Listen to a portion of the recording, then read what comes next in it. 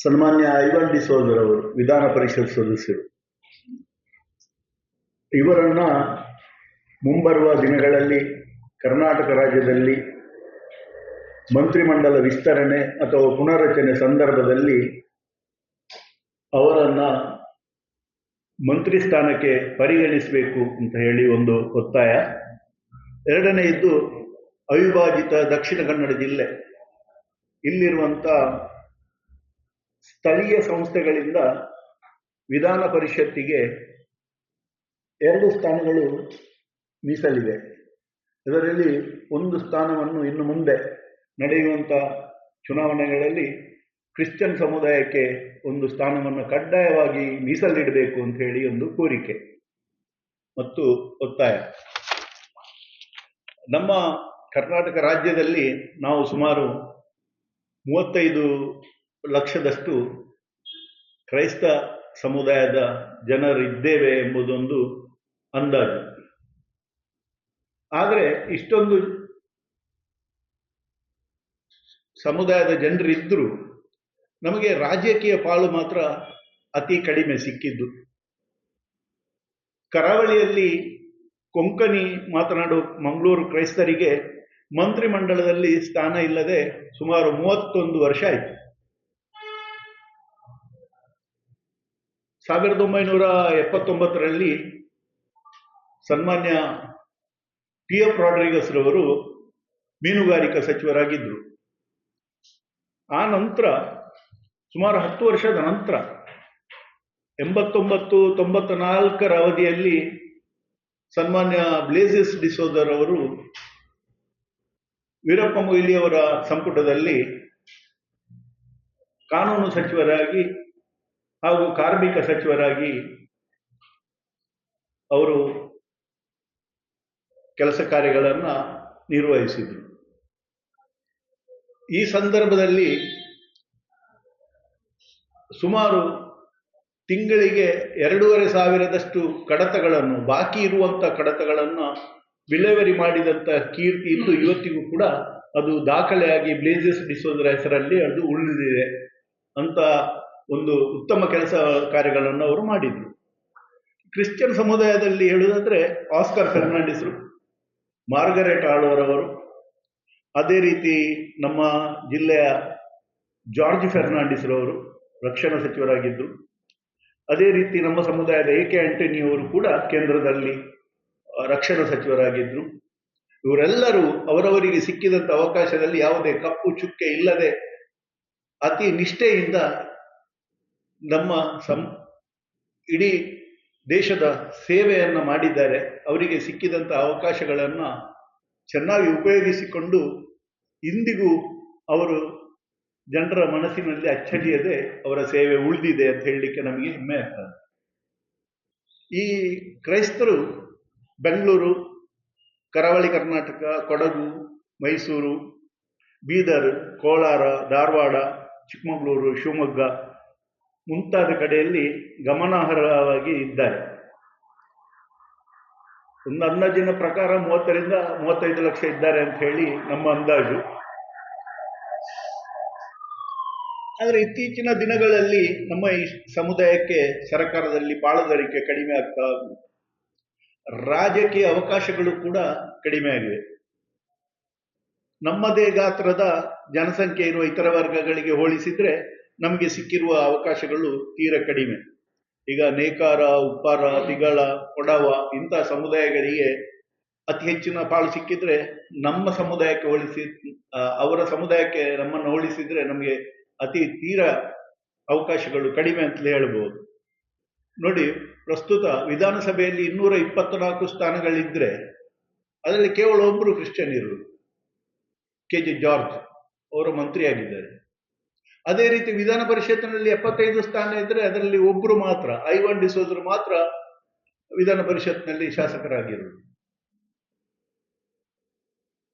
ಆದ ಕಾರಣ ನಾವು ಇದನ್ನು ಒತ್ತಾಯ ಮಾಡುವುದು ಏನು ಅಂತ ಹೇಳಿದ್ರೆ, ಮುಂದೆ ಬರುವಂತ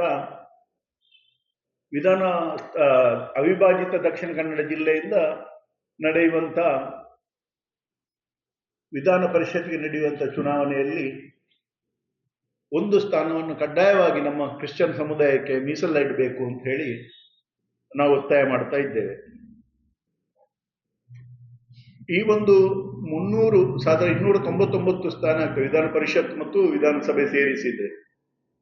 ಇದರಲ್ಲಿ ಕನಿಷ್ಠ 5 ಜನ ಕ್ರಿಶ್ಚಿಯನ್ ಸಮುದಾಯದ ಜನರು MLC ಅಥವಾ MLA ಸ್ಥಾನಮಾನ ಸಿಗಬೇಕು.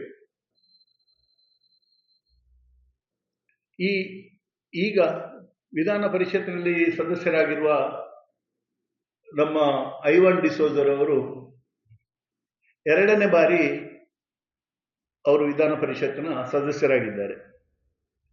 ಅವರು ಮಂತ್ರಿ ಸ್ಥಾನಕ್ಕೆ ಸೂಕ್ತವಾದಂಥ ಒಬ್ಬ ಅಭ್ಯರ್ಥಿಯಾಗಿದ್ದಾರೆ. ಅವರು ಮುಖ್ಯಮಂತ್ರಿಗಳ ಸಂಸದೀಯ ಕಾರ್ಯದರ್ಶಿಯಾಗಿ ಕೆಲಸ ನಿರ್ವಹಿಸಿದಂಥ ಅನುಭವ ಕೂಡ ಇದೆ. ವಿಧಾನ ಪರಿಷತ್ತಿನಲ್ಲಿ ಮುಖ್ಯ ಸಚೇತಕರಾಗಿ ಅವರು ಸೇವೆ ಸಲ್ಲಿಸಿದ್ದಾರೆ, ಜವಾಬ್ದಾರಿ ನಿರ್ವಹಿಸಿದ್ದಾರೆ. ವೃತ್ತಿಯಲ್ಲಿ ಅವರು ವಕೀಲರಾಗಿದ್ದಾರೆ.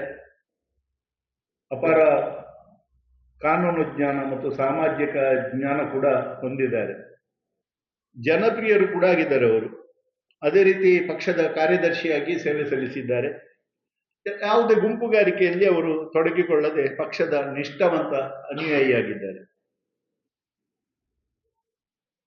ಆದ್ದರಿಂದ ಕರಾವಳಿ ಕರ್ನಾಟಕದ ಪ್ರದೇಶದ ಪ್ರತಿನಿಧಿಯಾಗಲು ಅವರು ಅರ್ಹ ವ್ಯಕ್ತಿ. ಅವರು ಕರಾವಳಿ ಪ್ರದೇಶದ ಕ್ರೈಸ್ತರನ್ನು, ಕರಾವಳಿ ಪ್ರದೇಶವನ್ನು, ಕೊಂಕಣಿ ಭಾಷಿಕರನ್ನು ಸಮರ್ಥವಾಗಿ ಪ್ರತಿನಿಧಿಸಬಲ್ಲರಾಗಿದ್ದಾರೆ. ಮುಂದಿನ ಸಂಪುಟ ಪುನರಚನೆ ಸಂದರ್ಭದಲ್ಲಿ ಅವರಿಗೆ ಮಂತ್ರಿ ಸ್ಥಾನ ನೀಡಬೇಕೆಂದು ನಾವು ಬಲವಾಗಿ ಮುಖ್ಯಮಂತ್ರಿಗಳನ್ನು, KPCC ಅಧ್ಯಕ್ಷರನ್ನು ಮತ್ತು ಕಾಂಗ್ರೆಸ್ ಪಕ್ಷದ ಹೈಕಮಾಂಡ್ ಅನ್ನು ಒತ್ತಾಯಿಸ್ತಾ ಇದ್ದೇವೆ. ಅದೇ ರೀತಿ ಇನ್ನು ಮುಂದಿನ ವರ್ಷಗಳಲ್ಲಿ ನಡೆಯುವಂಥ ಸ್ಥಳೀಯ ಸಂಸ್ಥೆಗಳಿಂದ ವಿಧಾನ ಪರಿಷತ್ಗೆ ನಡೆಯುವ ಚುನಾವಣೆಯಲ್ಲಿ ಅವಿಭಾಜಿತ ದಕ್ಷಿಣ ಕನ್ನಡ ಜಿಲ್ಲೆಯಿಂದ 1 ಸ್ಥಾನವನ್ನು ಕ್ರೈಸ್ತ ಸಮುದಾಯದವರಿಗೆ ಕಡ್ಡಾಯವಾಗಿ ಮೀಸಲಿಡಬೇಕು, ಮೀಸಲಿಟ್ಟು ನಮಗೂ ಇನ್ನೊಂದು ಅವಕಾಶವನ್ನು ಕಲ್ಪಿಸಬೇಕು ಅಂತ ಹೇಳಿ ನಾವು ಈ ಮುಖಾಂತರ ಒತ್ತಾಯವನ್ನು ಮಾಡ್ತಾ ಇದ್ದೇವೆ. ಇಲ್ಲ, ನಾನು ಆಗ್ಲೇ ಹೇಳಿದಲ್ಲ, ಹೆಚ್ಚಿನ ಸಮುದಾಯದ ಹೆಚ್ಚಿನ ಜನರು ಕಾಂಗ್ರೆಸ್ ಅನ್ನು ಬೆಂಬಲಿಸ್ತಾ ಇದ್ದಾರೆ.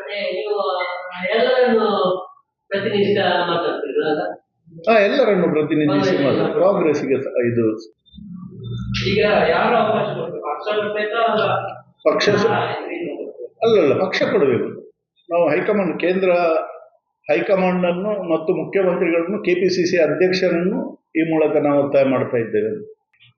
ಯಾಕೆಂತ ಹೇಳಿದ್ರೆ ನೋಡಿ, ಈಗಿನ ಪರಿಸ್ಥಿತಿಯಲ್ಲಿ, ಈಗಿನ ರಾಜಕೀಯ ವಾತಾವರಣದಲ್ಲಿ ಕ್ರಿಶ್ಚಿಯನ್ರಿಗೆ ಎಲ್ಲಿ ಕೂಡ MLA ಸ್ಥಾನಕ್ಕೆ ನಿಂತು ಪೈಪೋಟಿ ಮಾಡಿ ಗೆಲ್ಲುವಂತ ಅವಕಾಶಗಳು ತೀರಾ ಕಡಿಮೆ. ಯಾಕೆಂತ ಹೇಳಿದ್ರೆ ಒಂದು ಕೋಮು ರಾಜಕಾರಣ, ಒಂದು ಜಾತಿ ರಾಜಕಾರಣ ಎಲ್ಲ ಕಡೆಯಲ್ಲಿ ಇದಾಗಿ ಕ್ರಿಶ್ಚಿಯನ್ರಿಗೆ ಅವಕಾಶವೇ ಇಲ್ಲ, ಸಾಧ್ಯವೇ ಇಲ್ಲ. ಈಗ ಮಂಗಳೂರಿನಲ್ಲಿ ಲೋಬರ್ ಅವರಿಗೆ ಕಳೆದ ಬಾರಿ ಸೀಟು ಕೊಟ್ಟರು, ಅದರಲ್ಲಿ 2 ಸಾರಿ ಅವರು ಸೋತೋದ್ರು, ಗೆಲ್ಲಿಕ್ಕೆ ಸಾಧ್ಯ ಇಲ್ಲ. ಆದ ಕಾರಣ ನಾವು ಒತ್ತಾಯಪೂರ್ವಕವಾಗಿ ಹೇಳುದು ಏನಂತ ಹೇಳಿದ್ರೆ, MLC 75 ಸ್ಥಾನ ಉಂಟು, ಅದರಲ್ಲಿ 1 ಸ್ಥಾನ ಮಂಗಳೂರಿನಿಂದ, ಕೊಂಕಣಿ ಭಾಷಿಕರು ಹೆಚ್ಚು ಇರುವಂತಹ ಪ್ರದೇಶ ಕರಾವಳಿ, ಉಡುಪಿ, ಕಾರವಾರ, ಮಂಗಳೂರು, ಈ ಭಾಗದಿಂದ 2 ಸೀಟು ಉಂಟು.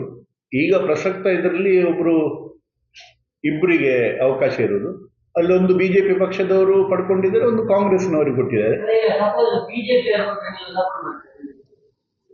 BJPಯಲ್ಲಿ ನೋಡಿ, ನಮ್ಮ ಸಮುದಾಯದ ವ್ಯಕ್ತಿ BJPಯಲ್ಲಿ ನಿಲ್ಲಲಿ ಅಥವಾ JDSನಲ್ಲಿ ನಿಲ್ಲಲಿ, ನಮ್ಮ ಸಮುದಾಯದವರು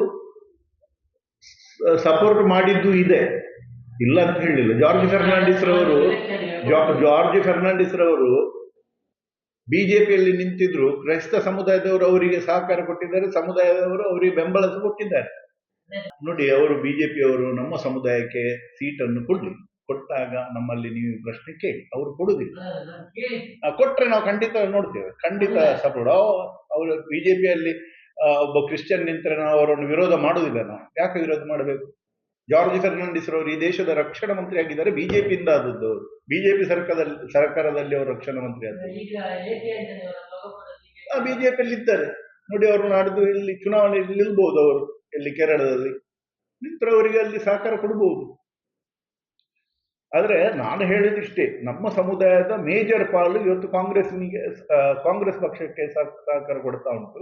ಆದ ಕಾರಣ ನಾವು ಹಕ್ಕೊತ್ತಾಯ ಮಾಡೋದು ಕಾಂಗ್ರೆಸ್ ಪಕ್ಷಕ್ಕೆ ಹಕ್ಕೊತ್ತಾಯ ಮಾಡ್ತಾ ಇದ್ದೇವೆ. ಅತ್ತೆ, ಇದು ನನ್ನ ಬರ್ಡೇ ಗಿಫ್ಟ್. ಇದೆಲ್ಲ ಜೀವನದಲ್ಲಿ ನನಗೋಸ್ಕರ ತಗೊಂಡ್ಬಂದಿದ್ದಾರೆ. ನಿನ್ ಮೇಲೆ ತುಂಬಾ ಚೆನ್ನಾಗಿ ಕಾಣುತ್ತೆ. ಇದು ತುಂಬಾ ಚೆನ್ನಾಗಿದೆ ಅಲ್ವಾ? ತುಂಬಾ ಚೆನ್ನಾಗಿದೆ.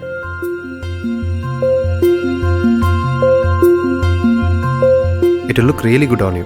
Amma? Huh? Mother is always son's first love.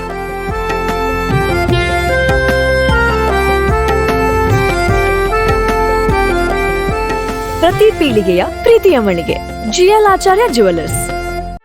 ಸುದ್ದಿ ಚಾನಲ್, ಕ್ಷಣ ಕ್ಷಣದ ಸುದ್ದಿಗಾಗಿ.